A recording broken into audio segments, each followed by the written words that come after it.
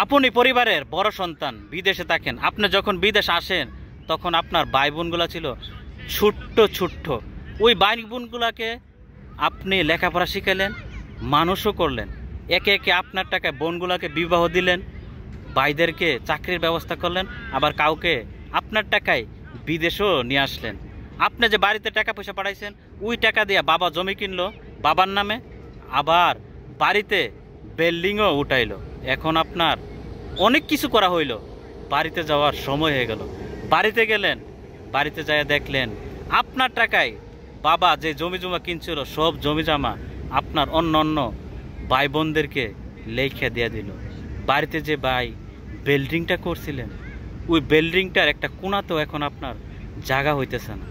এই পরিস্থিতি দেখিয়া যখন আপনার মা বাবাকে জিজ্ঞেস করলেন, আমি সবার জন্য এত কিছু করলাম, আমার জন্য তোমরা কি করলা?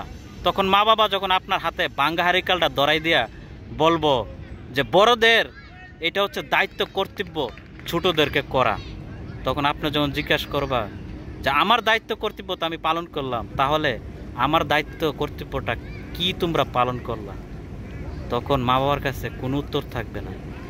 তখন আপনার কোনো কিছুই করার থাকবে না। ভাঙ্গা হারিকেন নিয়ে ওই বনে বনে রাস্তায় রাস্তায় ঘুরতে হবে।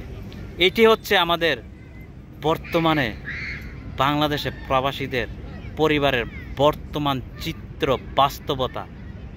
আমি জানি না এই ভাঙ্গা হারিকেল ভাই প্রবাসীদের বাস্তব চিত্রটা কতটুকু আপনাদের সামনে তুলে ধরতে পারি। প্লিজ একটু কমেন্টের মাধ্যমে আমাকে জানাবেন।